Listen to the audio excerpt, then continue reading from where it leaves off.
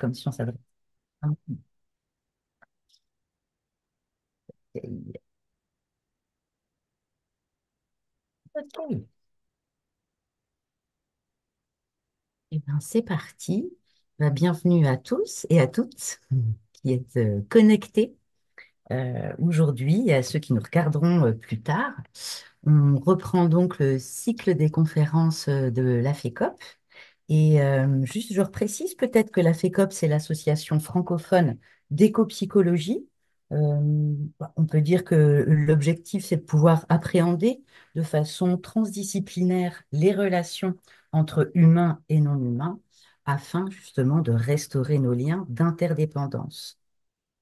Voilà, c'est donc un vaste programme et avec les conférences là un petit peu de la rentrée, de la fin du trimestre 2024, l'idée c'était peut-être de faire intervenir des personnes qui n'appartenaient pas forcément ou directement à ce champ de l'éco-psychologie, mais dont les pratiques ou les réflexions, les champs de recherche pouvaient nourrir l'éco-psychologie et réciproquement aussi. Hein, l'éco-psychologie peut-être nourrir aussi les démarches de nos intervenants.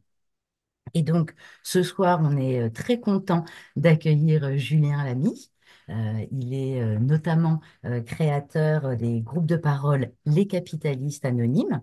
Il est aussi, par ailleurs, hein, collecteur de fonds pour associations. Et il anime aussi d'autres types d'ateliers, comme la fresque du climat ou l'atelier d'automne. Voilà. Et là, je vais lui laisser la parole pour qu'il puisse se présenter rapidement et puis ensuite nous expliquer sa démarche autour des capitalistes anonymes. Ça peut prendre une petite heure, cette présentation. Et puis ensuite, on aura tout un temps pour pouvoir échanger avec lui. Et si pendant qu'il présente, il y a d'ores et déjà des questions, des réflexions ou des remarques, c'est chouette de les mettre dans le chat. Comme ça, nous, on pourra répertorier ces demandes ou ces questions. Ou bien, à la fin de la présentation de Julien, on fait l'échange voilà, en live. Voilà. Julien, Super, à merci toi. beaucoup Vanessa. Du coup, bonjour à toutes. Je crois qu'il y a Anne et Anne-Chantal. Et Johan, pardon, excuse-moi, je t'oublie. Du coup, oui, je m'appelle Julien Lamy, j'ai 39 ans, j'ai deux enfants de 3 et 7 ans, et j'habite en région parisienne, à Issy-les-Moulineaux. Ouais, je suis ravi d'être là ce soir. Donc effectivement, je suis le fondateur d'une initiative qui s'appelle les Capitalistes Anonymes. Derrière les capitalistes anonymes, il n'y a pas de statut associatif, c'est vraiment une initiative, une espèce de mouvement. Et là, en 1 heure et demie, moi, je vais vous parler environ 1 heure. Je vais vous parler d'addiction, je vais vous parler de plaisir, je vais vous parler de capitalisme, de sobriété, d'anxiété, de limites planétaires, de solidarité, de crise, de liens et surtout de soins. Voilà. Et tout ça autour d'une méthode que j'ai développée pour trouver ensemble la force de rester sobre avant que la nature ne nous l'impose, finalement. Et pour commencer cette présentation, je vais vous raconter une petite histoire. Cette histoire, c'est mon histoire. Mais quelque chose me dit que beaucoup d'entre vous, vont s'y reconnaître. Et d'ailleurs, je vous invite vraiment à écouter attentivement la façon dont mes propos en fait peuvent résonner en vous. Et si jamais vous voulez réagir pendant la présentation, vous pouvez mettre, je crois, des petits pouces ou des petites choses comme ça pour dire si ça résonne en vous. Voilà. D'habitude, quand je le fais avec des gens qui ont des caméras, je peux faire les petits signes comme ça ou les petits signes comme ça. Je suis pas trop d'accord. Comme ça me permet aussi de voir en direct la réaction des gens. Est-ce que ça vous va? J'imagine. Ça nous va. Super. Alors c'est parti, je vous raconte mon histoire. Du coup, je lis un texte que j'ai écrit. Depuis que je suis né, je tire plaisir, directement et parfois malgré moi, d'un système économique, le capitalisme, qui transforme des ressources naturelles, du pétrole, du charbon, du gaz, des minerais, des arbres, de l'eau, de la terre, du sable, en biens, en services, en loisirs, et tout ça pour en tirer profit, quel qu'il soit. Et tout ceci en détruisant au passage des écosystèmes vitaux et la biodiversité qui s'y trouve, et en produisant une quantité astronomique de déchets ou pollution, qui soient solides, gazeux, liquides, que notre système Terre n'arrive plus à encaisser. En résumé, et petit à petit, nous détruisons notre planète. Nous franchissons, et vous pouvez le voir là sur l'écran, une à une toutes les frontières planétaires, mettant en péril l'habitabilité et l'intégrité de l'ensemble de notre biosphère, et donc très clairement notre intégrité et celle de nos enfants. Ces pollutions, changement climatique, appauvrissement de l'ozone, acidification des océans, toutes ces limites planétaires, bah, j'en suis conscient depuis très longtemps et je connais très bien leurs conséquences. Depuis que je suis tout petit, par exemple, j'ai entendu parler de la fonte de la banquise avec les ours polaires, j'ai entendu parler de la hausse du niveau de la mer, j'ai entendu parler du trou dans la couche d'ozone. Et aujourd'hui encore, je vois des glaciers disparaître, je vois des méga feux de forêt qui ravagent des pays, je vois des inondations dramatiques qui arrivent de plus en plus fréquemment, et ça à quelques centaines de kilomètres de chez moi. Et je ne vois plus de moucherons sur mon pare-brise quand je prends ma voiture, et à mon balcon, ça fait longtemps que les oiseaux se sont tus. Partout en France, des centaines de scientifiques ont déjà prévu comment tout cela va s'aggraver. Et pourtant, moi, Julien, je tire profit de ce système en pleine conscience de son impact sur la Terre, en pleine conscience de mon impact, et clairement, j'ai du mal à m'en passer. L'histoire que je viens de vous raconter, c'est la définition exacte d'un comportement addictif. La définition de l'addiction, c'est le processus par lequel un comportement humain permet d'accéder au plaisir immédiat, tout en réduisant une sensation de malaise interne, et il s'accompagne d'une impossibilité à contrôler ce comportement en dépit de la connaissance de ses conséquences négatives. Je sais que c'est pas bien, mais je le fais quand même. Mon éducation, que ce soit à l'école, au sein de ma famille, ou bien dans mon environnement quotidien, m'a poussé, quoi qu'il arrive, vers le désir de posséder, de consommer, de dominer la nature pour en retirer de la satisfaction. Et donc, d'une manière consciente et inconsciente, j'ai été conditionné et aujourd'hui, il m'est extrêmement difficile d'imaginer vivre autrement. Si je me permets de résumer en d'autres termes, mon addiction au plaisir, au bien, au loisir, au service, et à la condition que m'apporte le système capitaliste est si profondément ancrée en moi qu'il m'est très complexe de mettre en place une démarche de sobriété dans ma vie. Et surtout, de rester sobre sur le long terme. Mais pour arrêter de me mettre en danger, de mettre en danger mes enfants et plus participer à la destruction de la nature et du vivant, je dois sortir de mon addiction. Nous devons sortir de notre addiction. Voilà, ce que je viens de vous partager à travers cette histoire, c'est la réflexion qui a été à l'origine de la création des capitalistes anonymes. Est-ce que, au-delà de la sensibilisation, il ne faudrait pas proposer une méthode de rétablissement ou de soins pour sortir de notre addiction à tous les biens, plaisirs, loisirs, services que nous apporte le système, et ça jour après jour. Donc du coup, j'ai creusé, j'ai cherché pour voir si quels étaient les acteurs qui agissaient dans la lutte contre les addictions, pour essayer de voir si c'était possible. Et j'ai trouvé une méthode chez les alcooliques anonymes. Les alcooliques anonymes, ça existe depuis 90 ans.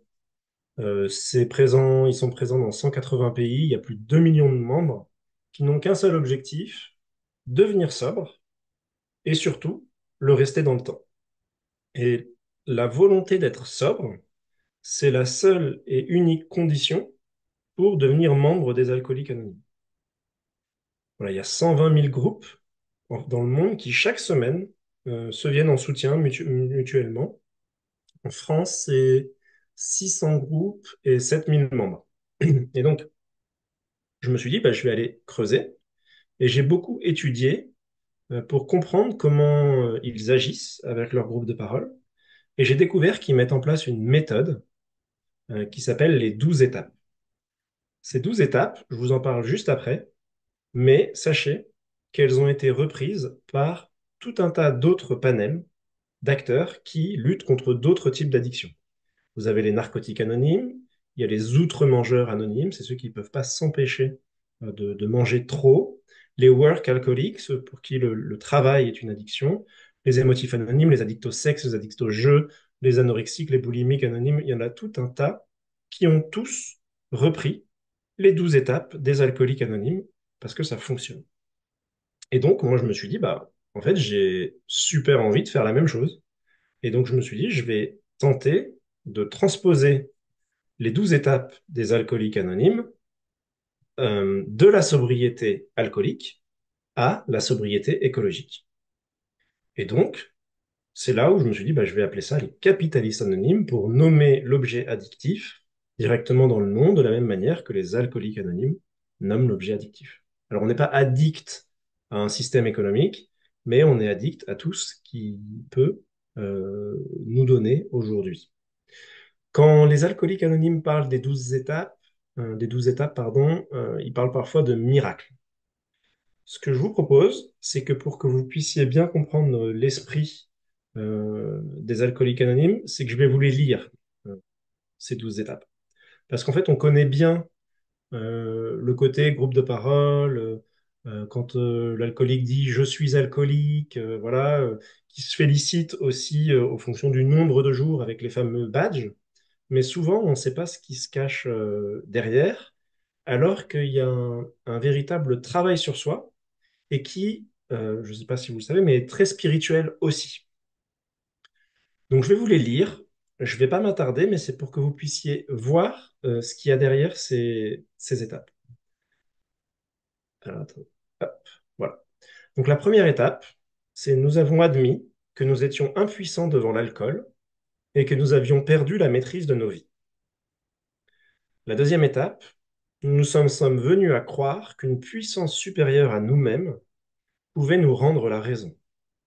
Les alcooliques anonymes, ils ont, ils disent et ils affirment qu'un alcoolique ne peut pas sortir de son addiction par sa propre volonté.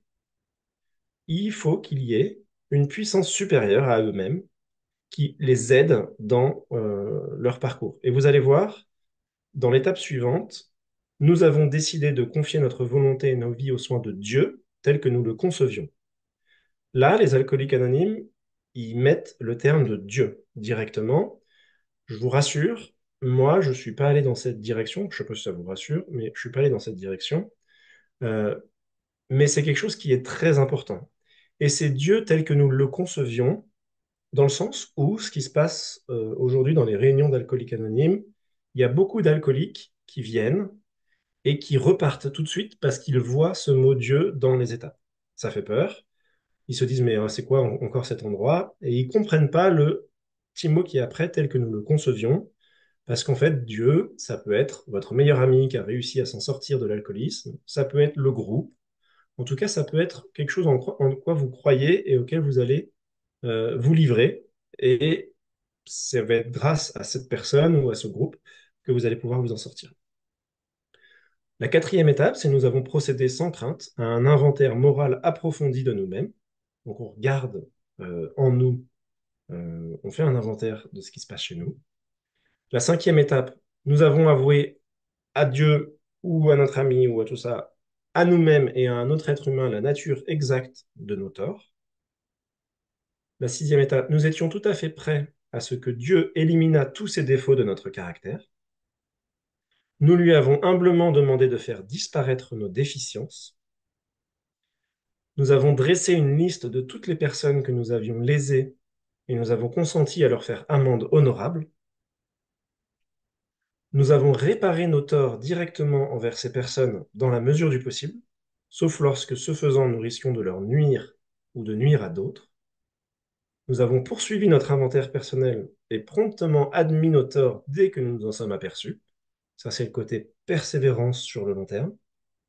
Nous avons cherché par la prière ou la méditation, à améliorer notre contact conscient avec Dieu, tel que nous le concevions, lui demandant seulement de connaître sa volonté à notre égard et de nous donner la force de l'exécuter. Et enfin, ayant connu un réveil spirituel, et ce côté réveil spirituel, il est vraiment, vous l'avez vu, très prégnant dans toutes les étapes, nous avons alors essayé de transmettre ce message à d'autres alcooliques et de mettre en pratique ces principes dans tous les domaines de notre vie. Voilà. Donc là, je vous ai lu les étapes. Maintenant, ce que je vous propose, c'est de voir comment, à partir de ces étapes, j'ai creusé qu'est-ce qu'il y avait vraiment derrière, qu'est-ce que les alcooliques anonymes font très concrètement autour de ces étapes pendant leurs réunions, pour les appliquer à la sobriété écologique. Et en faisant cet exercice, je suis passé de 12 étapes à 8 étapes. Il y a certaines étapes que j'ai réécrites, enfin je les ai toutes réécrites, et en les réécrivant, il y en a certaines que j'ai fusionnées, parce que je trouvais qu'elles allaient bien ensemble et qu'elles donnaient une logique. Et donc du coup, je vais vous les lire, mais je vais aussi vous partager euh, une réflexion, ma réflexion qui a derrière chacune d'entre elles, pour que vous puissiez comprendre. Voilà. Et ce que je vous propose en même temps, c'est que vous réfléchissiez à ce jour, vous, où est-ce que vous pourriez vous situer dans ces étapes. Alors, la première étape, c'est admettre sa participation, parfois malgré soi, à une société capitaliste responsable des crises socio-écologiques qui détruisent le vivant et notre planète. L'idée de cette première étape, euh, c'est de nous permettre de comprendre qu'aucune volonté au monde ne peut nous extraire du système capitaliste dans lequel nous vivons, et que même malgré nous, on y participe. On est aujourd'hui clairement dépendant de ce système dans notre quotidien, mais admettre notre impuissance est la première condition avant de pouvoir entamer une démarche de sobriété. Si jamais je pousse le jeu jusqu'au bout, c'est le fameux je suis alcoolique, bah là c'est de dire je suis capitaliste. Sans aller jusque-là, admettre qu'on y participe. Alors, notre participation, elle est multiple. Par exemple, on ne peut avoir aucune difficulté à admettre notre impuissance face à la nécessité d'aller travailler. D'accord? Mais peut-être qu'on peut avoir du mal à admettre notre égocentrisme à voyager en avion au bout du monde pour notre propre plaisir, en dépit des connaissances des conséquences que ça peut avoir. Ou bien, peut-être qu'on c'est difficile d'admettre notre paresse qui nous pousse à utiliser notre voiture pour des trajets très courts plutôt qu'un transport décarboné ou un vélo. Ou bien d'admettre notre mépris et notre inconscience de jeter un mégot sur le sol qui polluera pendant des centaines d'années. Donc cette première étape, elle consiste à briser le déni et à comprendre que notre mode de fonctionnement individuel n'est pas bon. On verra ensuite qu'on lie avec le collectif, mais qu'on a perdu notre contrôle de certains de notre comportement. Et c'est en savourant en fait toutes ces faiblesses et son impuissance à les contrôler qu'on va pouvoir entamer notre démarche de sobriété. La deuxième étape, c'est faire confiance et se former à la parole scientifique pour prendre conscience de l'ampleur de la catastrophe écologique et systémique en cours.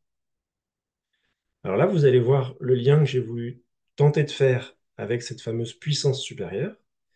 Donc la parole scientifique, cette étape nous dit qu'elle doit nous aider à prendre conscience de l'ampleur de la catastrophe écologique en cours. Et le mot parole est écrit avec un P majuscule et le mot scientifique aussi. Pourquoi? C'était l'idée de trouver cette notion de puissance supérieure dans la parole scientifique. Pour deux raisons. La parole scientifique aujourd'hui, sur la problématique écologique, elle fait consensus. Elle n'est pas remise en cause, sauf par des climato-sceptiques, et ainsi on peut choisir de lui faire confiance. Même on pourrait choisir d'y croire, sans forcément maîtriser tous les sujets qu'il y a derrière. La deuxième raison pour laquelle la parole scientifique a un peu une puissance supérieure, c'est que on peut la considérer comme la traduction de l'expression de la nature et des problématiques que l'homme lui fait subir. Dans le sens où la nature, pour le coup, c'est une vraie puissance supérieure qu'on ne maîtrise pas. Il y a plein de choses qu'on ne sait pas d'elle. Et la parole scientifique essaye de traduire cette nature. Voilà. Ça, c'est l'idée. Et en plus de faire confiance, on peut aussi choisir de se former librement, en lisant des rapports scientifiques, en trouvant de l'information dans d'autres médias. Donc cette étape, elle implique un peu de rigueur afin de nous assurer aussi de la fiabilité des sources que nous lisons pour pas prendre n'importe quelle parole scientifique. Quand on a commencé à comprendre l'ampleur de la catastrophe, ça va générer une prise de conscience chez nous qui est forte et qui va entraîner la naissance de multiples ressentis comme de la peur de l'avenir, voire de l'anxiété, de l'impuissance face à la situation, de la colère aussi face à l'inaction de la population ou des politiques. On peut ressentir aussi une forme de culpabilité. Cette prise de conscience, du coup, elle est souvent le début de ce qu'on peut appeler l'éco-anxiété, qu'on pourrait aussi appeler éco-lucidité, ou bien globalement qu'on ressent plein d'éco-émotions. Alors, je suis certainement beaucoup moins expert que vous sur le sujet, mais je m'étais dit que voilà, je voulais vous faire un petit topo sur ça. L'éco-anxiété, c'est pas une maladie aujourd'hui en soi, mais en revanche, cette éco-anxiété, elle peut rendre malade. J'ai pris une définition de Hogg qui dit que c'est une détresse mentale et émotionnelle qu'un individu peut ressentir en réponse à la menace du changement climatique et aux problèmes environnementaux mondiaux. Je sais qu'il existe d'autres définitions, voilà, mais j'ai pris celle-là. Et selon cette définition, donc l'éco-anxiété, c'est un mal-être qui peut être plus ou moins intense d'une personne éco-anxieuse à une autre, mais c'est pas une pathologie psychiatrique. Néanmoins, si on laisse l'éco-anxiété perdurer et s'intensifier, elle peut entraîner des psychopathologies comme des troubles anxieux ou des dépressions qui vont être en réaction. Donc, il ne faut pas la négliger, cette éco-anxiété. Et si jamais il y a besoin, il faut vraiment la traiter par un accompagnement adéquat quand elle devient trop prégnante, afin de retrouver en fait sa santé mentale positive et tout son bien-être. Quelques chiffres, il y en a peut-être des plus récents aujourd'hui, mais en tout cas, c'est ceux que j'ai trouvés. Donc 75% des Français éprouvent de l'anxiété qui est liée à l'environnement, et 89% des Français pensent que l'impact de l'environnement sur la santé est évident. Ça, c'est un baromètre qui avait été fait par la Fondation Santé Environnement en 2022.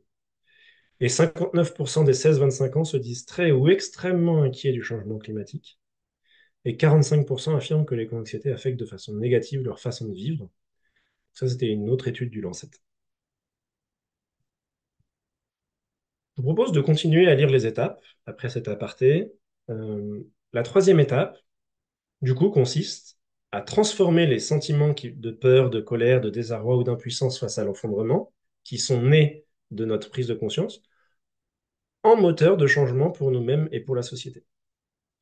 Donc cette troisième étape euh, implique qu'on comprenne bien que quelle que soit notre volonté personnelle, on ne contrôle pas l'ampleur des crises climatiques, sociales ou de la biodiversité. Elles ne dépendent pas que de nous, et elles dépendent aussi également d'actions à mener sur d'autres territoires, par d'autres structures, par d'autres individus, par d'autres personnes de pouvoir dont les impacts sont bien plus importants que les nôtres.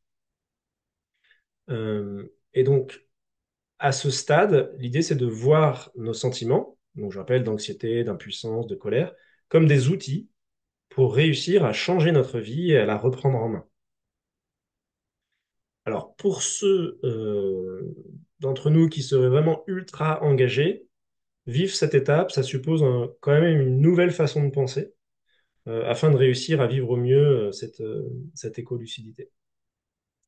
Donc, l'étape 4, c'est procéder à une réflexion profonde sur notre rapport à la nature et au vivant, ainsi qu'à un bilan approfondi de l'impact de notre mode de vie et lister les solutions pour le réduire. Le but de cette quatrième étape, c'est d'apprendre à mieux se connaître, par un inventaire approfondi de soi-même. Si vous vous rappelez les étapes des alcooliques anonymes, il y avait ça aussi. L'idée, c'est de faire une introspection cadrée qui est nécessaire pour renforcer les bases de son nouveau mode de vie. Donc, on va faire état aussi bien de nos actes positifs que négatifs. L'idée, c'est de se regarder sans filtre, tel que nous sommes, et débarrasser des illusions qu'on a nourries, en fait, pour nous cacher la vérité jusqu'à présent. Et donc, en effectuant cette analyse de nos comportements, on peut redécouvrir à quel point on est digne de reprendre le contrôle de nos vies et de nous reconnecter à la nature et au vivant, qu'en fait on avait perdu à force de dysfonctionner. Et donc, ça nous permet, quand on a fait ce bilan, de lister les différentes solutions qui existent, hein, il y en a plein des solutions, pour faire évoluer nos comportements. Mais c'est une approche qui est individuelle, soi-même, on le fait avec soi-même. Voilà. Par rapport à ces solutions, je voulais faire un petit aparté sur l'empreinte carbone moyenne en France, avec voilà, le bilan carbone d'un Français, avec beaucoup sur la voiture, beaucoup sur l'alimentation et particulièrement la viande, beaucoup sur l'utilisation énergétique et principalement du gaz et du fioul pour se chauffer, beaucoup sur tout ce qui va être consommation dans une maison avec l'électroménager et aussi nos loisirs. Et enfin, une partie qui est quelque chose sur lequel nous n'avons pas beaucoup la main, mais qui est finalement tout ce qui fait qu'on vit dans un pays où on peut bénéficier voilà, d'écoles, de banques, d'administration, d'une armée. Voilà. Vous avez ce, ce bilan carbone, c'est un français moyen. Si vous ne l'avez jamais fait, je vous invite à faire votre empreinte carbone à vous pour voir justement là aussi où vous pouvez avoir le maximum de levier d'action. Ça peut être intéressant. En n'oubliant pas quand même qu'il ne faut pas rester focus uniquement sur les émissions carbone, parce qu'on l'a vu, il y a différentes limites planétaires, mais il y a aussi des problèmes de pauvreté qui peuvent être beaucoup liés aux émissions carbone, des problèmes d'éducation, de santé, et tout ça, c'est interconnecté. Donc, il ne faut pas en fait avoir ce qu'on appelle la vision tunnel uniquement sur le carbone, mais bien être conscient qu'il y a d'autres problématiques. Je vous donne un exemple. On pourrait raser l'Amazonie avec des bulldozers électriques qui fonctionnent à l'énergie solaire. Ça serait une catastrophe. Et pourtant, on aurait émis zéro carbone dans l'atmosphère. Je vous propose d'enchaîner avec la cinquième étape. C'est accepter de mettre en place ces solutions et adopter concrètement une démarche volontaire de sobriété en changeant nos habitudes. Dans cette cinquième étape, on accepte d'entamer une démarche volontaire vers la sobriété en mettant en place les actions qu'on a listées dans la quatrième étape.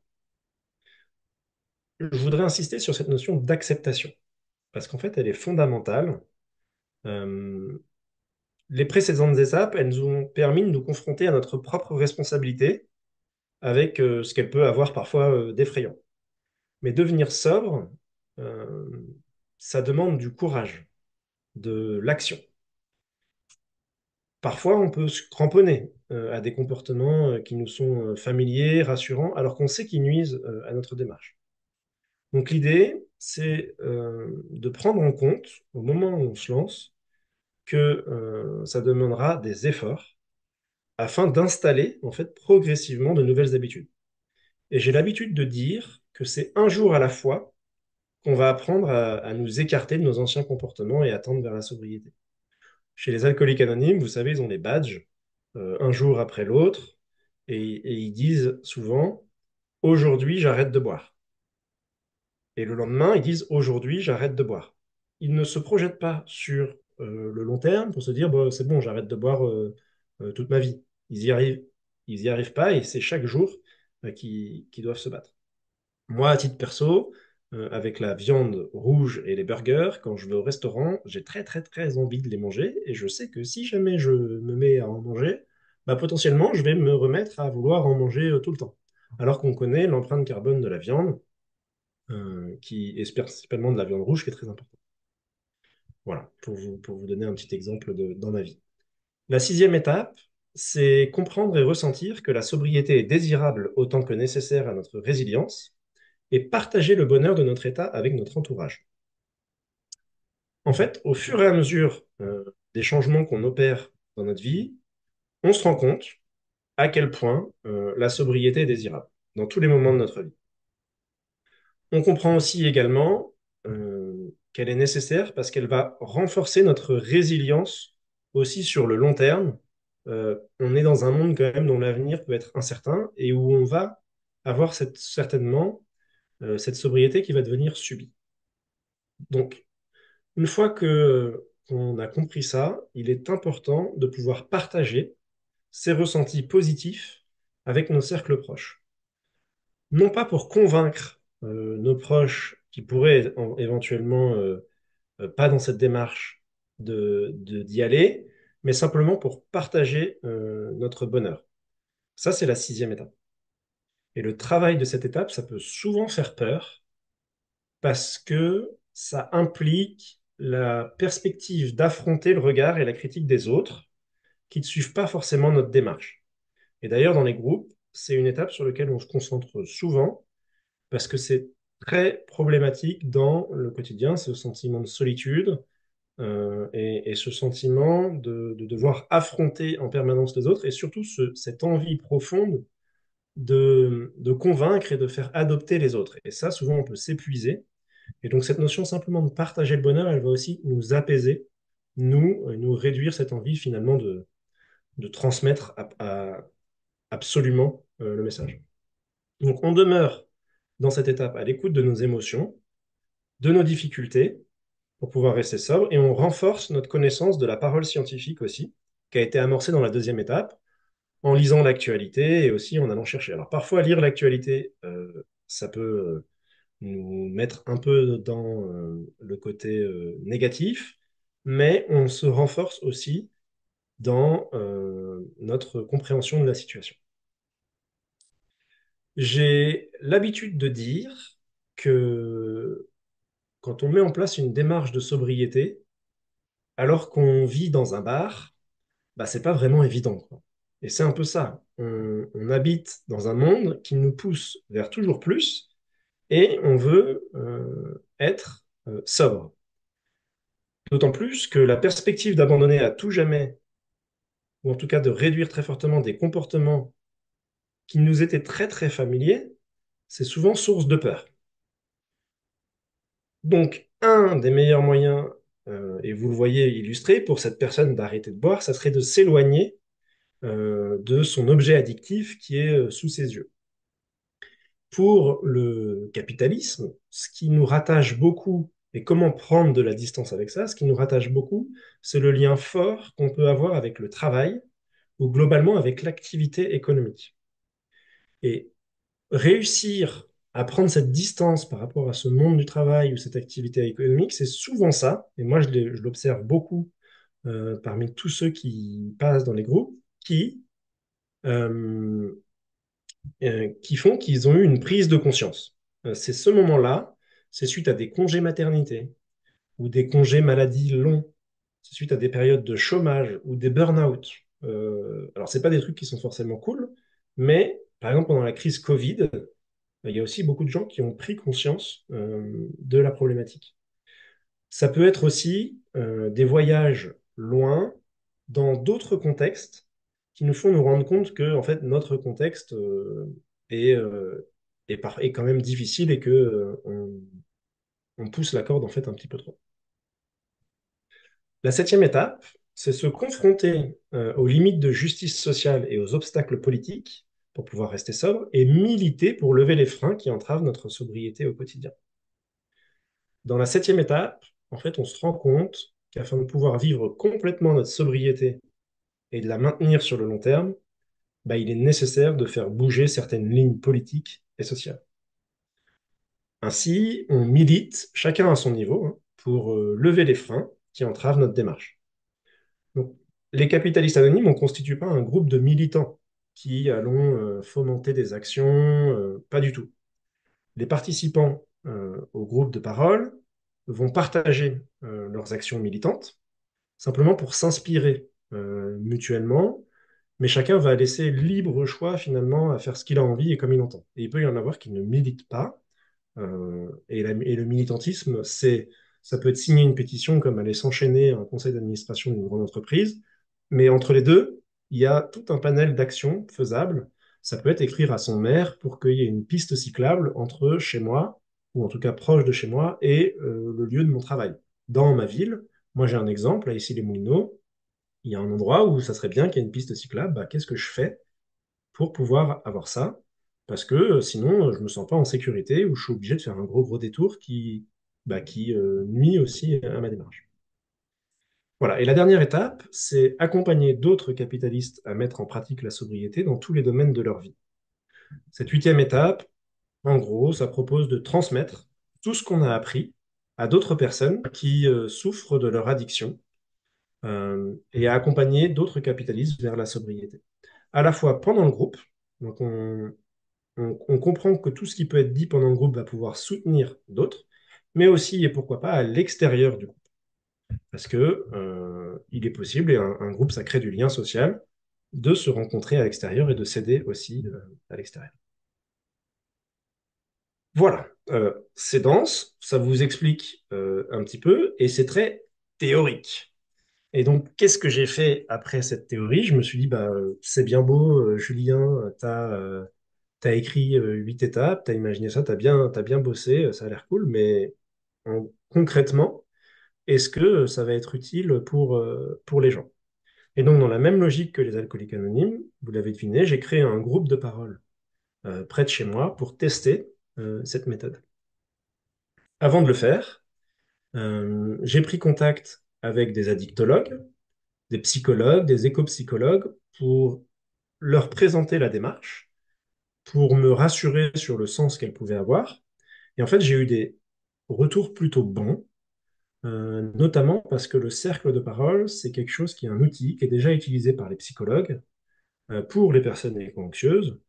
C'est pas le seul outil, bien sûr, mais il permet en fait de d'être déjà un peu dans l'action, ce qui est super important pour réduire l'éco-anxiété.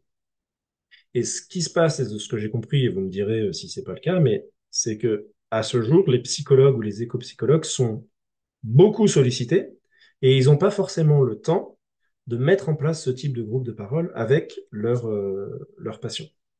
Et donc, du coup, le projet a été plus accueilli assez positivement parce que il propose des cadres d'échange, pas encadrés par des professionnels, mais qui permettent de ne plus être seul, d'être avec des gens qui partagent des valeurs, qui sont dans l'action aussi, et donc, du coup, d'être soi-même dans l'action. Alors, comment je m'y suis pris pour lancer ce groupe à Issy-les-Moulineaux? Et ça peut être aussi pour ceux qui pourraient être intéressés pour lancer un groupe. La première chose, vous l'avez deviné, c'est de trouver une salle qui pouvait m'accueillir à un rythme régulier fréquent. L'idée des capitalistes anonymes, c'est de pouvoir proposer un lieu, et à Issy-les-Moulineaux, c'est le cas, où tous les 15 jours, sur un créneau d'1 heure et demie, tous ceux qui en ont besoin peuvent venir librement, sans aucun engagement, sans aucune inscription et gratuitement. Selon leur envie, ils viennent. Moi, tous les 15 jours, je vais là-bas, je gère aucune inscription et les gens viennent ou ne viennent pas, ils font ce qu'ils veulent et ils n'ont même pas à me dire si oui ou non ils viennent ou ils ne viennent pas. J'ai recruté des participants. À la première réunion, nous, on était 12 et je leur ai présenté les étapes, j'ai posé des questions, il y a eu des tours de parole. Et ça, c'était en novembre 2022, première réunion, et j'ai dit aux gens, ben voilà, si vous voulez revenir, vous revenez dans 15 jours, je serai là, mais il n'y a aucune obligation. Et en fait, 15 jours plus tard, tout le monde est revenu. Et aujourd'hui, euh, octobre 2024, on en est à la 50e réunion ici les Moulineaux, et il y a certaines personnes qui sont venues 50 fois. Au bout d'un an, au bout de 25 réunions, tous m'ont dit que ça leur faisait énormément de bien de pouvoir s'exprimer comme ça. Déjà, ils reviennent, donc pour moi, c'était suffisant pour dire que ça leur faisait du bien. D'être avec des gens partageant des valeurs communes, que ça réduisait leur éco-anxiété. Pour vous expliquer le cadre que je pose dans ces réunions, il est assez simple. Il y a trois éléments majeurs. Le premier élément, c'est l'égalité. Tout le monde est au même niveau. Moi, en tant qu'animateur, je suis aussi participant. Donc, je réponds aux questions que je pose. On est tous sur des sièges qui sont similaires. Il n'y en a pas un qui est sur un canapé et l'autre qui est en hauteur. Et on a une égalité du temps de parole. Alors, je ne le mesure pas, mais quand ça devient trop long, je l'indique en disant, voilà, ça devient trop long. Est-ce que tu peux aller droit au but? L'idée, c'est d'essayer d'avoir cette forme d'égalité. Tout le monde ne parle pas le même temps, mais qu'en tout cas, dans le ressenti global, il y ait ça. Le deuxième point du cadre, c'est l'écoute attentive et bienveillante, à la fois de ce que disent les autres participants, mais aussi la manière dont ça résonne euh, en moi. L'idée étant de ne pas être dans une position de ah là, il vient de dire quelque chose, je sais déjà ce que je vais lui répondre, je me prépare, je suis sur une offensive. Non, parce que dans tous les cas, dans ce groupe de parole, quand quelqu'un parle, il parle de lui, et la personne qui va parler après va parler de lui, et elle va pas répondre à, ou elle va parler d'elle, pardon, et elle va pas répondre à ce qui vient d'être dit par la personne. Et elle va pas non plus être dans le conseil. Tu devrais faire ça. Euh, Elle va simplement de nouveau parler d'elle-même en utilisant le pronom personnel je. Et cette utilisation du pronom personnel je, c'est le troisième point qui est sans doute le plus important. On dit parler en son jeu. L'idée, c'est d'éviter des phrases du type bah, on voit très bien que les gens continuent tous d'aller au supermarché et d'acheter de la viande à gogo dans des sacs plastiques. Ça, quand je le dis, ça se trouve, je suis végétarien et je vais plus dans des supermarchés, donc ça ne me concerne pas. Et ça se trouve, dans la salle, il y a que des végétariens aussi qui vont plus au supermarché. Et donc, c'est une phrase complètement pauvre de sens que j'ai lancée à tout le monde, en fait, pour traduire plutôt une expression d'une colère que je peux avoir ou d'un sentiment que je peux avoir, que j'aurais dû traduire plutôt dans ce sens-là. Si j'avais dû l'appliquer la phrase à moi-même en disant je vais toujours dans les supermarchés, ah, j'ai plus envie de le dire. En revanche, je peux dire, bah, ça me met en colère d'avoir cette impression-là. Et donc, l'idée, c'est de se recentrer sur ce jeu. Et ce cadre-là est garant de la sécurité des participants, du fait de savoir qu'ils vont être écoutés et que ça ne va pas se transformer en échange de comptoir ou en dîner en famille où finalement bah, personne ne s'écoute. Et il est extrêmement rassurant pour les participants. Dans ce cadre-là, en fonction des étapes, souvent on fait une réunion, une étape, on se concentre sur la problématique de l'étape et on pose deux, trois, quatre questions en fonction du nombre de participants autour de cette étape. Et chacun, on fait des tours de parole autour de ces questions. La gratuité, je vous l'ai dit, et l'anonymat, qui est possible dans ces groupes, c'est quand même les capitalistes anonymes. Moi, il y a des personnes qui viennent au groupe, ils ont dit en intro, je m'appelle Pierre, et on sait pertinemment qu'ils ne s'appellent pas Pierre. Et c'est pas grave, parce qu'en fait, de savoir qui ils sont ne nous intéresse pas forcément. C'est plutôt ce qu'ils disent, ce qu'ils ressentent dans leur démarche de sobriété. Voilà, ça c'est important, c'est possible. Alors aujourd'hui, le groupe de parole, au bout d'un an, j'ai compris que ça faisait du bien aux personnes, et je me suis dit bon, je vais tenter de faire en sorte qu'il existe des groupes de parole dans toutes les villes de France en fait, afin de pouvoir soutenir tous ceux qui en ont besoin dans leur démarche de sobriété. Euh, Aujourd'hui, il y a 11 groupes de parole qui existent en France. Donc, celui d'ici les Moulineaux, que j'anime.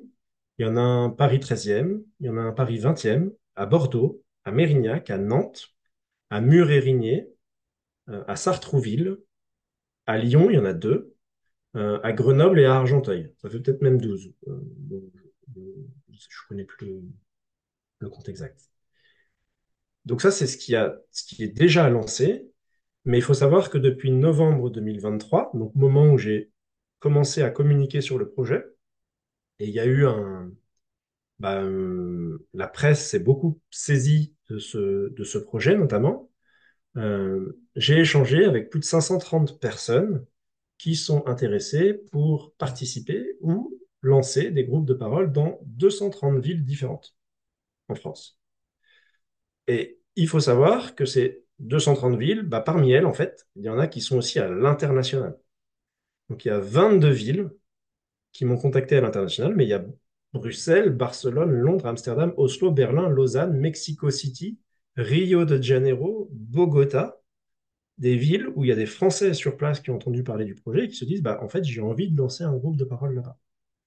Je ne sais pas si ça se fera, parce que le fait est que c'est des personnes qui sont dans leur ville, qui décident d'aller chercher une salle, d'aller chercher des participants et d'animer le groupe de parole, et donc ils doivent se lancer. Ça peut être un investissement tous les 15 jours, en plus d'autres engagements ou en plus d'une vie professionnelle qui peut être intense. Donc c'est chacun est libre de se lancer et moi, je suis vraiment en retrait par rapport à ça. Je ne suis pas le garant de la méthode. Les étapes, elles peuvent avoir une interprétation qui est assez libre. Moi, j'essaie de les expliquer telles que je les ai vécues et conceptualisées, mais après, derrière, chacun peut se saisir de la forme du groupe de parole comme il l'entend. D'ailleurs, je ne suis pas du tout attaché à la marque Capitaliste Anonyme. Si on veut appeler ça groupe de parole climat et sobriété, ou les écolucides anonymes, à Sartrouville, c'est comme ça qu'ils se sont appelés. En fait, moi, je m'en fiche. La seule chose qui m'intéresse, c'est qu'il existe des lieux dans toutes les villes de France et pourquoi pas ailleurs pour accueillir ceux qui en ont besoin dans leur démarche de sobriété. Voilà. Maintenant, je vais vous demander de vous projeter dans l'avenir un petit peu. Imaginez que demain, une crise majeure, un peu comme on l'a connu avec le Covid, vienne imposer la sobriété à l'ensemble de la population. Restriction de déplacement, euh, pas accès comme on veut à l'alimentation, peut-être restriction énergétique. On a pu avoir presque ça avec la guerre en Ukraine. Ce que je suis en train d'imaginer avec des groupes de parole dans toutes les villes de France, du coup, il existera sur l'ensemble du territoire français des lieux qui vont pouvoir accueillir aussi tous ceux qui se sont jamais préparés à une démarche de sobriété. Chacun dans ces lieux pourra trouver du lien social, de la solidarité locale face à cette situation et des relations humaines pour mieux faire face à la crise.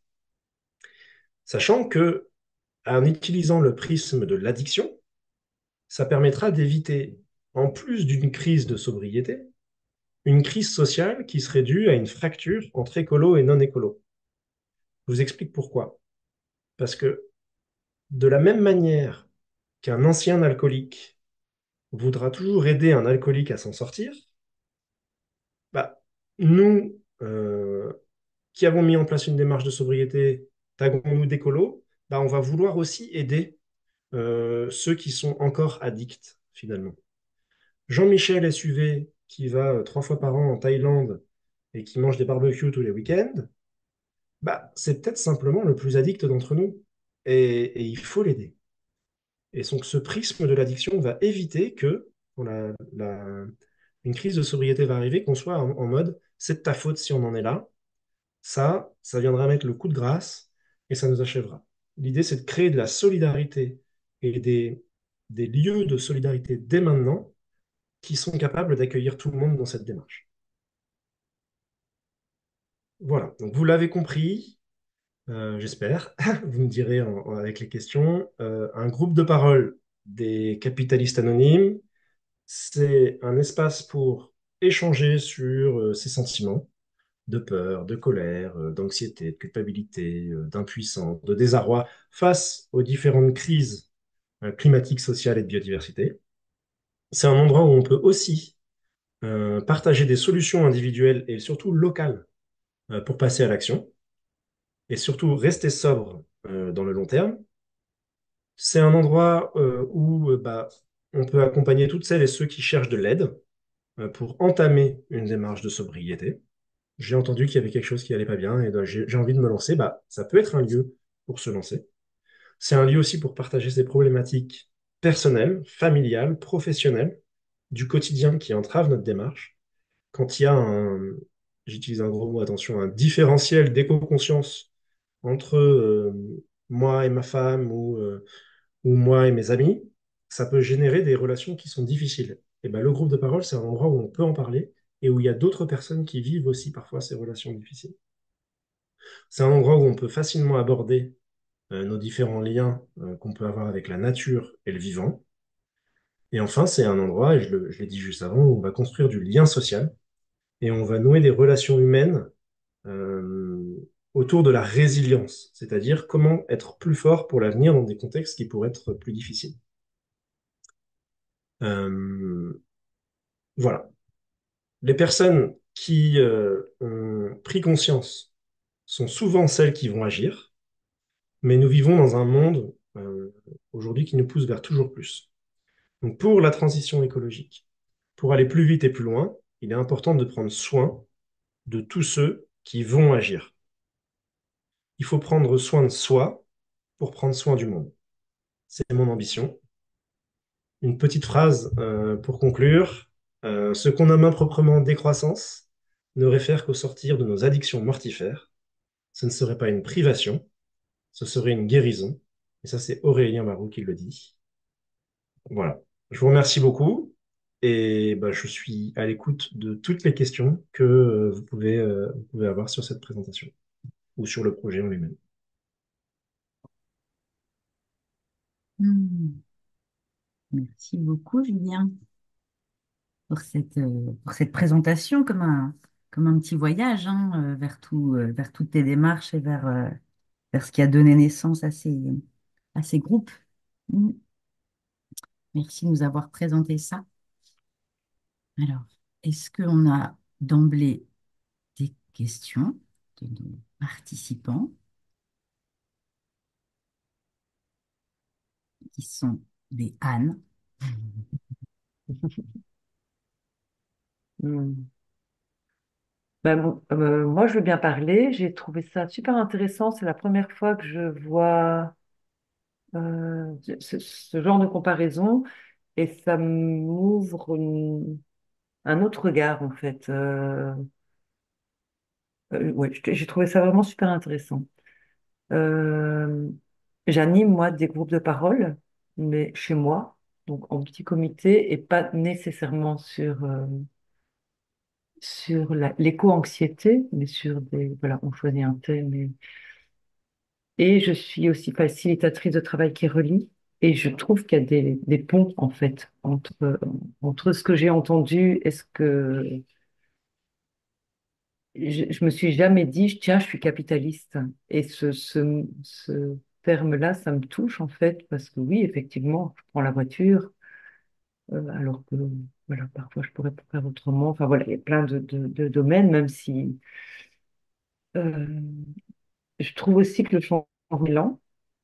Euh, même Donc, ouais, ça me touchait parce que je me dis, à partir du moment où moi j'ai pris la décision, par exemple, de changer de banque, parce que je trouvais que ma banque n'était pas.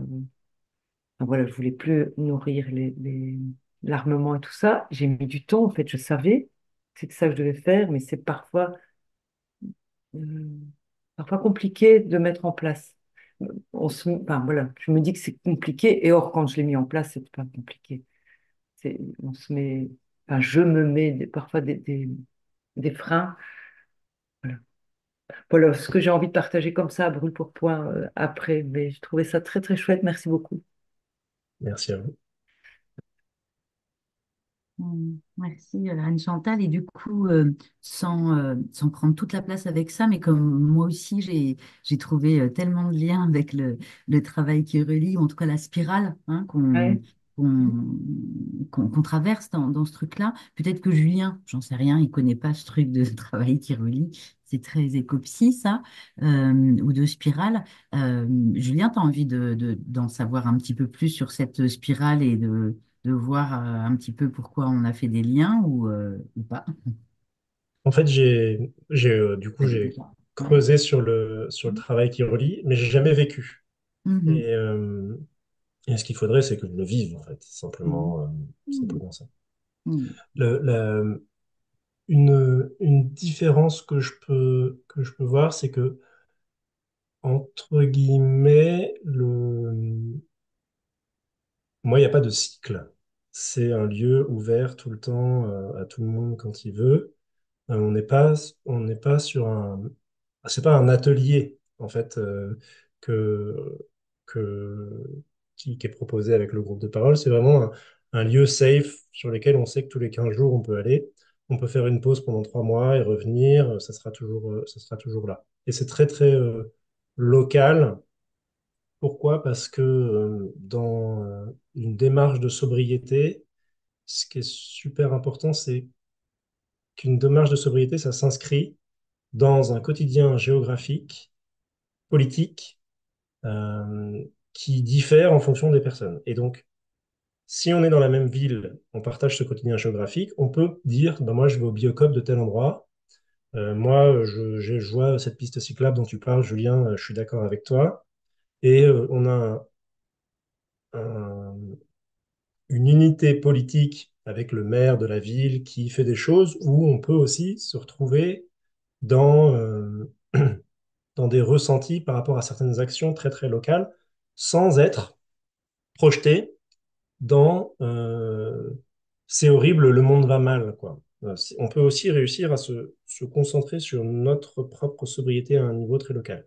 Et c'est une des raisons pour laquelle je fais pas de groupe de parole en ligne, en visio ou à distance, parce que euh, ma démarche de sobriété à moi, Julien Lamy, CSP+, à Issy-les-Moulineaux, ça va pas être la même chose que la démarche de sobriété de quelqu'un d'autre sur l'île de Bréa ou en Auvergne ou dans une cité en Seine-Saint-Denis ou ailleurs. Enfin, on va pas partager du tout le même quotidien et c'est important pour garantir une qualité d'échange, une qualité d'écoute que ce partage-là soit là.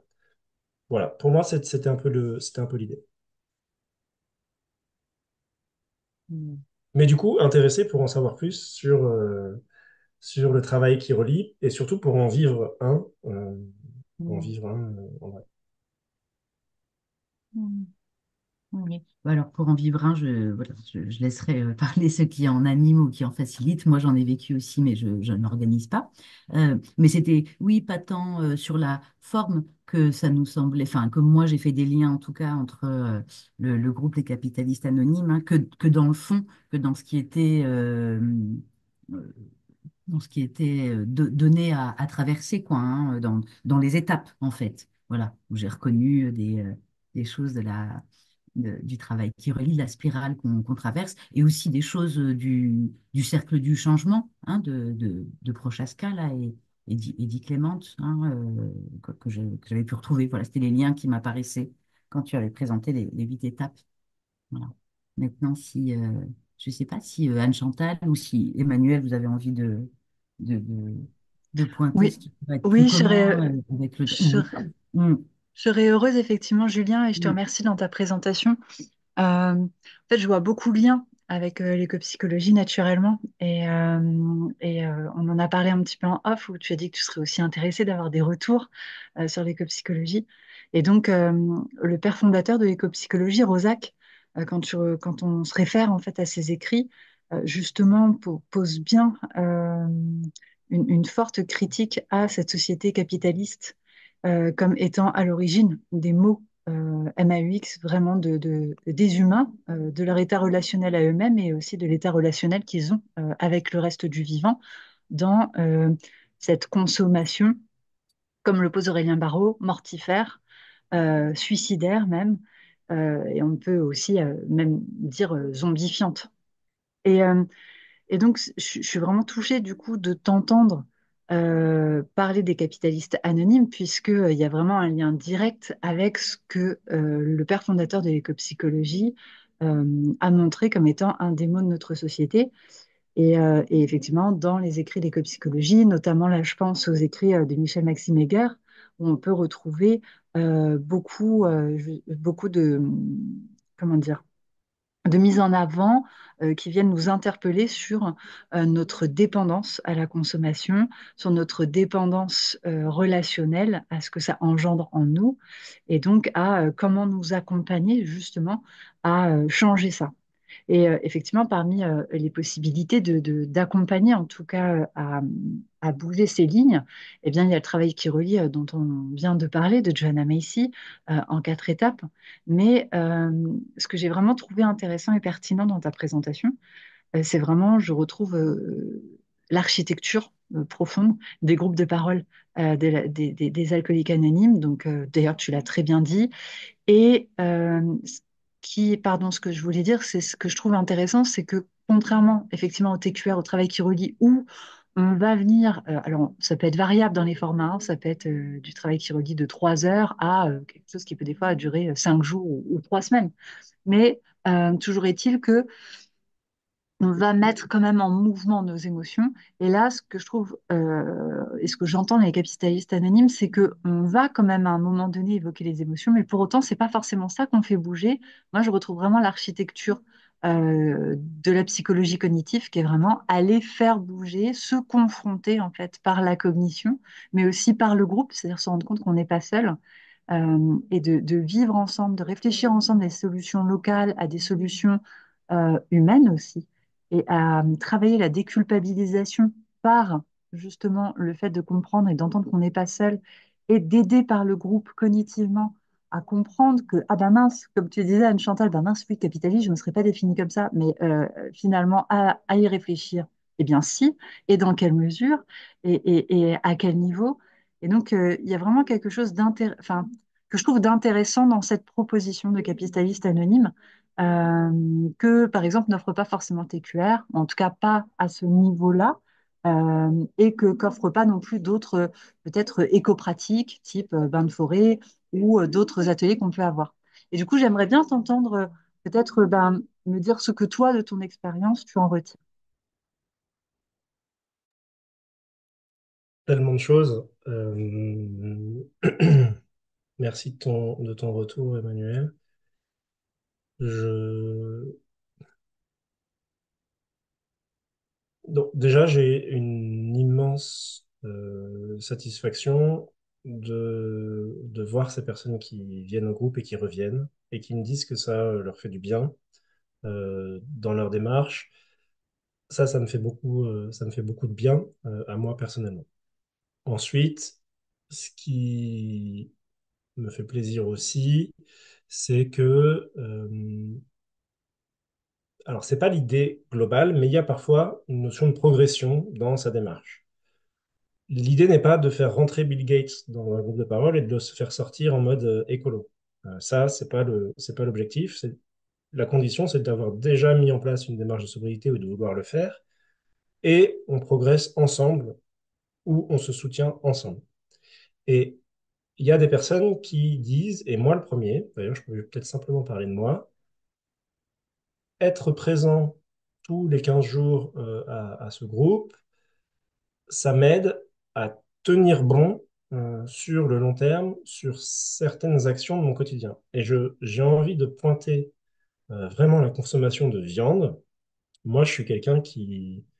Je suis un gros viandard qui a été élevé par les pubs Charal, Charal, la force et tout, avec des parents pour qui un repas sans viande, c'était pas un repas. Et, et clairement, c'est dur de se dire, bah, je réduis énormément ma consommation de viande au point d'être quasi végétarien. Et le fait de le dire en groupe de parole que je fais cette démarche et de le redire 15 jours après, bah, entre les deux, si jamais 15 jours après, je dois dire, bah, en fait, je me suis remis à manger de la viande à gogo, c'est c'est plus difficile pour moi de le faire. Donc, en fait, ça m'aide à tenir bon vraiment sur le long terme. Et ça, je le ressens moi personnellement. Et d'autres me le racontent. Et d'autres avancent dans leur démarche de changement de job. Tu disais, par exemple, Anne Chantal, changer de banque, ça t'a pris du temps. Au groupe de parole, ça peut être un défi que tu te donnes le soir du groupe en face des autres. Je me donne le défi de changer de banque. Et 15 jours après, Les autres sont là et vont te demander, bah alors ton défi, t'as réussi? Et donc, en fait, tu te crées un espèce de rendez-vous dans ton agenda où oui, je dois avoir mis ça en place 15 jours après pour pouvoir le raconter aux autres et dire la manière dont je l'ai vécu. Donc ça, c'est pas une pression, quoique, je sais pas, mais en tout cas, c'est une aide par rapport à ça et ça, je suis content. Et ensuite, le dernier truc que ça m'apporte, c'est que je suis complètement dépassé par la manière dont le projet est en train de se développer et l'accueil que peut avoir ce projet auprès des médias et auprès aussi de l'ensemble des villes de France, avec des gens qui ont vraiment envie de s'engager parce qu'il y a un truc qui a été touché chez eux et qui leur donne envie d'aller dans ce sens-là. Et donc ça, moi, bah, ça me motive énormément et, et ça me fait du bien et je me sens dans l'action et je me sens parfaitement aligné dans ma démarche de sobriété perso. Et donc, du coup, c'est super enrichissant pour moi pour pas être bah, pareil, dans l'éco-anxiété ou dans des choses comme ça. Et j'ai l'impression d'être utile et de préparer l'avenir aussi, comme je vous l'expliquais à la fin. Et j'ai envie d'essayer de développer ce lien entre addiction, ce lien avec l'addiction, parce qu'en fait, il va vraiment réconcilier, je pense, il va pouvoir aider à réconcilier ces deux mondes qui sont en train de se diviser. Et, et pour moi, c'est extrêmement important de réussir ça, de réussir à se rassembler alors que on- il y a beaucoup de forces qui cherchent à nous diviser, quoi. Voilà. Merci Julien. Et du coup, pardon Emmanuel, juste la petite question, mais qui est un peu complémentaire peut-être à ce que tu nous présentes. Euh, Tu parlais de l'importance d'être local, hein, et effectivement, enfin, pour moi aussi, l'importance du local, elle est là. Enfin, les changements en tant qu'individu ou petit groupe qu'on peut faire, ils vont se faire, il me semble, d'abord au local, pas forcément au national. Et donc, du coup, est-ce qu'il y a des exemples avec ce groupe de parole-là que tu animes à Issy-les-Moulineaux ou sur les autres que tu connais ou que tu suis peut-être leur évolution, s'il y a eu aussi des actions qui ont pu être générées par le fait de se rencontrer et qui ont eu un impact au local. Là, j'entends les engagements plus individuels, donc toi avec la conso de viande, peut-être quelqu'un d'autre avec d'autres types voilà, de consommation, mais est-ce que là, puisque ça fait un an, il me semble, un peu plus d'un an, euh, est-ce que voilà, est-ce qu'il y a eu bah, cette étape de mise en action concrète ou de faire bouger les lignes plus concrètement, de s'engager, hein, qui est aussi une des étapes de la spirale du travail qui relie, qui a pu se faire, qui a pu voir le jour collectivement, du coup, un petit groupe. C'était ma question. Mm. Alors, au sein du groupe de parole, l'idée n'est pas de créer un collectif qui va porter des actions pour s'engager. Elle est pas là. En revanche, elle peut être ce qui va mettre le pied à l'étrier pour quelqu'un d'aller s'engager dans une association qui, elle, va porter des engagements très très forts. Je donne un exemple. Quelqu'un qui vient en groupe de parole et qui s'est mis à être facilitateur de la fresque du climat. Donc c'est une forme d'engagement. Et pour le coup, elle était assez loin de ses enjeux au début. Elle s'est dit, bah, je vais être fresqueur. Je trouve ça génial. Et elle s'est lancée là-dedans et elle est jusqu'au bout.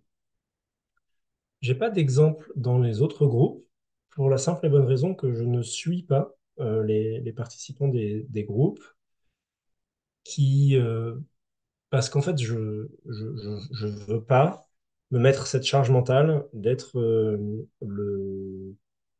le capitaine du navire qui sait exactement ce qui se passe dans tous les autres groupes, parce que sinon, en fait, déjà, je vais jamais m'en sortir. Et, et ce qui est super important, c'est que ceux qui gèrent les groupes sur place, ben, en fait, c'est leur groupe. Euh, Moi, j'y suis pour rien dans tout ce qui se passe sur place, à part avoir eu l'idée au départ, mais j'y suis pour rien. Et c'est eux qui vont faire le succès ou l'échec du groupe sur le terrain. il peut me remonter des choses, mais pas de cet ordre-là aujourd'hui.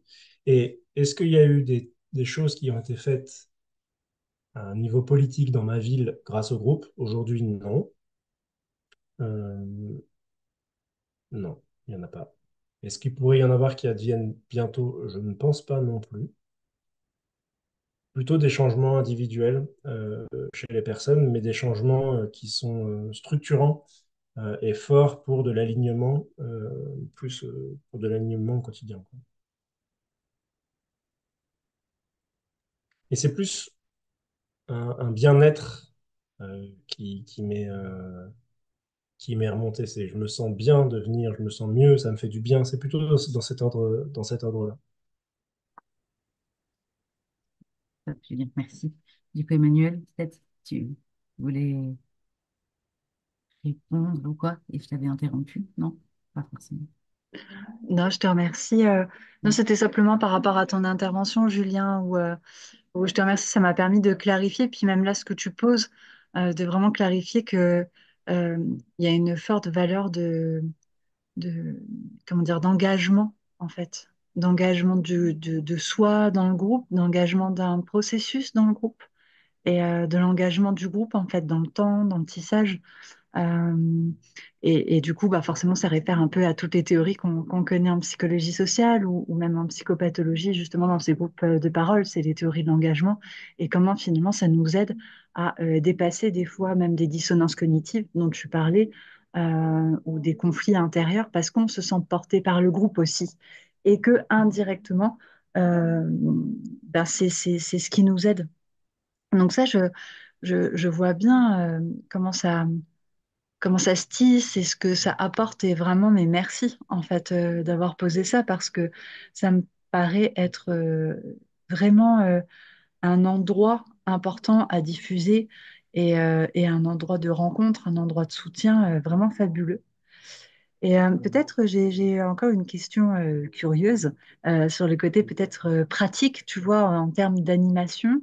Dans mon imaginaire, en fait, quand je t'entendais, je pouvais pas m'empêcher d'y coller forcément, bien sûr. Alors pas mes pratiques de psychologue, mais vraiment mes pratiques de facilitatrice et de facilitatrice aussi en intelligence collective. Et je me demandais, alors j'ai bien entendu, finalement, tu y as répondu peut-être à demi-voix, à demi-mot, pardon d'expliquer que c'était vraiment relatif à la personne qui anime dans la ville, donc c'est pas un processus généralisé ou généralisable, mais est-ce que justement tu penses, ou toi tu l'animes comme ça, ou tu penses que c'est peut-être intéressant d'aller introduire des outils de facilitation d'intelligence collective dans ces dynamiques-là pour soutenir le process dans le long terme, quoi. Oui, absolument. Euh, peut-être pour qu'est-ce que je donne, moi, aux participants qui s'engagent pour les groupes, c'est que depuis 2 ans, j'ai animé 50 groupes à Issy-les-Moulineaux. En fait, j'ai capitalisé par écrit la manière dont je l'ai fait pour toutes les étapes, de l'étape 1 à 8. Comment est-ce que j'ai fait pour animer la première réunion? Pour poser le cadre, comment je pose le cadre, un peu de communication non violente, les gestes, comment je pose tout ça. Toutes les questions que j'ai posées relatives à toutes les étapes et qui ont bien fonctionné, qui ont apporté où les gens ont pu s'exprimer sur leurs sentiments. Comment j'ai conclu la réunion? Comment est-ce que j'ai fait entre deux réunions pour avoir des retours des participants et en même temps les engager sur la construction et l'évolution euh, du déroulé du groupe de parole. Tu vois, au début, c'était un cercle et on parlait chacun son tour. Ensuite, j'ai proposé de rajouter un exposé de 5 minutes sur un sujet qui te tient à cœur en intro. Tu as lu un bouquin qui te plaît, tu vas en parler 5 minutes. Tu as vu un film, tu as un sujet d'actualité, tu as un sujet politique qui te tient vraiment à cœur ou un sujet scientifique sur El Niño ou que sais-je. Tu as 5 minutes pour le poser et ensuite on fait un petit tour pour parler de ce qui vient d'être dit. C'est l'occasion de mettre en avant un participant sur qu'est-ce qu'il aime dans la vie ou qu'est-ce qu'il a envie de partager. Il est valorisé pendant le groupe aux yeux des autres participants. Et en même temps, ça nous informe sur un sujet pour ne pas être que dans un simple groupe de parole classique. Donc ça, c'est intéressant. On a rajouté l'idée de proposer un défi en fin de réunion, mais ça, c'est pas moi qui l'ai fait. C'est que j'ai dit aux autres, qu'est-ce que vous voulez comment on modifie le déroulé? Et il y a cette idée qui est sortie. Ce qui fait que les participants sont devenus acteurs de la manière dont le déroulé se passe, et donc s'approprient aussi le groupe de parole, et donc reviennent aussi, à mon avis, plus sur le long terme. Ça, j'ai documenté la manière dont je l'ai fait, et j'ai aussi proposé, par exemple, qu'en intro, euh, on fasse comme les alcooliques anonymes, ils récitent souvent ce qu'on appelle la prière de la sérénité. Je ne sais pas si vous connaissez ça. Je tape vite fait prière de la sérénité, parce que je ne la connais pas par cœur. Euh, voilà, c'est donne-moi la sérénité d'accepter les choses que je ne puis changer, le courage de changer les choses que je peux, et la sagesse d'en connaître la différence. Cette phrase-là, les alcooliques anonymes, ils la récitent à l'unisson, tous ensemble, en intro de réunion. Moi, je suis allé voir mes participants, je leur ai dit, est-ce que ça vous dit? On écrit une forme de prière de sérénité et on le dit tous ensemble en intro de réunion. Et en fait, là, j'ai eu levé de bouclier de la part de tous les participants. Ça fait secte, on ne veut pas de ça. Et bien, pas de problème, on n'a pas fait. Mais dans un autre contexte, avec d'autres personnes qui pourraient avoir une compréhension fine du fait que de dire quelque chose tous ensemble, bah, ça crée déjà du lien dès le début de la réunion et ça ne fait pas forcément secte, bah, ça pourrait passer. Et dans ces cas-là, une réunion va pouvoir évoluer d'une autre manière que moi, je l'ai proposé à mes participants. Et donc tout ça, je l'ai rédigé et tous ceux qui veulent se lancer, bah, je leur donne les documents euh, pour essayer de leur montrer la manière dont moi je l'ai fait, pour qu'ils puissent finalement s'inspirer pour le faire de leur manière à eux. Merci Julien. Du coup, ça m'amène une toute dernière question, puis vraiment qui est justement si j'étais intéressée ou si des personnes qui t'écoutent là sont intéressées pour ouvrir un groupe de capitalistes anonymes dans leur ville ou dans leur village, dans l'endroit où ils sont. Quelles sont les démarches qu'ils doivent ou qu'elles doivent effectuer pour pouvoir mettre ça en place? Et ben, tu peux aller sur le site internet des capitalistes anonymes et il y a un formulaire où c'est nom, prénom, ville, email. Est-ce que oui ou non tu serais intéressé pour lancer un groupe près de chez toi? Et si tu mets oui, généralement, en moins d'une semaine, tu reçois un mail de la part de ce mail qui est en dessous ici. Et on se fait un échange en visio qui peut durer entre 30 minutes et 1 heure pour répondre à toutes les questions finalement que peuvent avoir les personnes sur le projet parce qu'ils remplissent juste un formulaire. Là, s'ils ont suivi toute la réunion, ils savent déjà tout.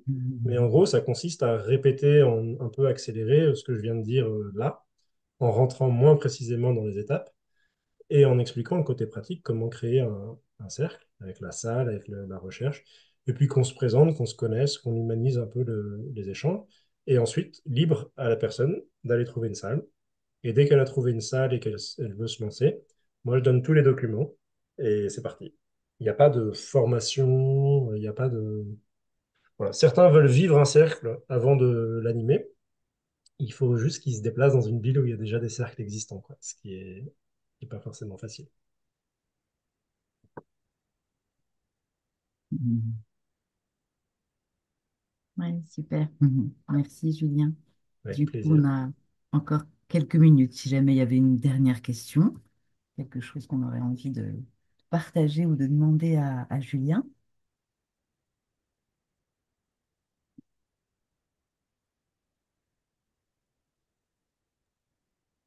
Bah, moi, je veux bien poser une question.